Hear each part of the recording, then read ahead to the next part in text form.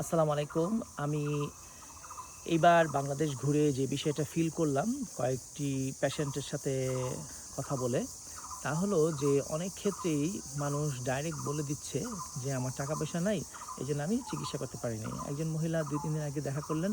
তো উনি বলছেন যে আমার কিডনিতে পাথর। উনি এটা জানতে পেরেছেন কিন্তু টাকা না থাকার কারণে নাকি উনি এই চিকিৎসাটা করতে পারছে না।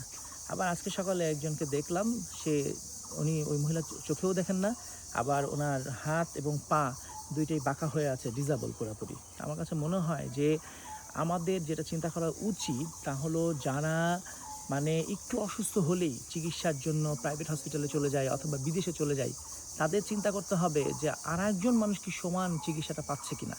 যদি আমরা এই চিন্তাটা করতে পারি তখনই আমরা সবার জন্য ইকুয়াল একটা চিকিৎসা ব্যবস্থা করতে পারবো। বাংলাদেশের যে সরকারি হসপিটালগুলো আছে সেখানে নাকি সঠিক সার্ভিস পায় না। এই জন্য আমার মনে হয় যে একটা মেডিকেল কার্ড থাকতে পারে অথবা একটা মেকানিজম থাকতে পারে।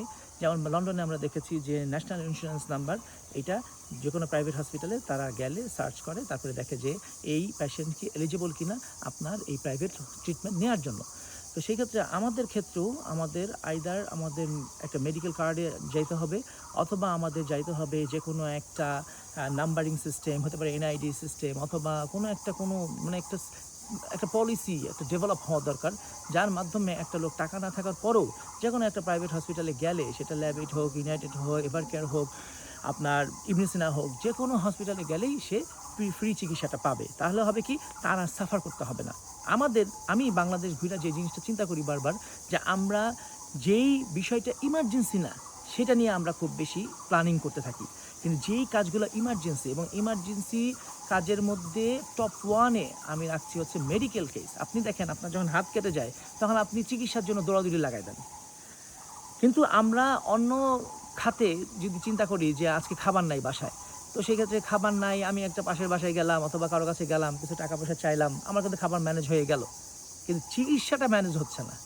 এই জন্য আমি মনে করি যে বর্তমান সরকার যারা আছেন তারা এই বিষয়ে খুব বেশি ক্রিটিক্যালি একটা টিম তৈরি করা উচিত, একটা এজেন্সি তৈরি করা উচিত, যার মাধ্যমে হতে পারে যে যদি মেডিকেল কার্ড সম্ভব না হয় তাহলে আপনার একটা এজেন্সি তৈরি করা যেতে পারে, যে এজেন্সির সাথে যে কোনো প্রাইভেট হসপিটালে কোনো চিকিৎসক কোনো পেশেন্ট গেলে সে কন্ট্যাক্ট করবে আপনার ওই এজেন্সির সাথে, এবং দেখবে যে বিল যত এসেছে সেটা পে করার জন্য তারা প্রস্তুত কিনা।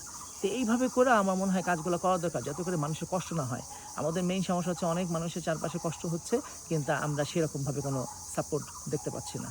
এই ব্যাপারে আমার মনে হয় যে যারা সমাজ নিয়ে কাজ করে এবং যারা সরকারের, তাদের অনেক বেশি, আরও বেশি ক্রিটিক্যালি গবেষণামূলক রিসার্চ ভিত্তিক, সার্ভে ভিত্তিক ডিসিশন নেওয়া দরকার। সবাইকে ধন্যবাদ। আসসালামু আলাইকুম।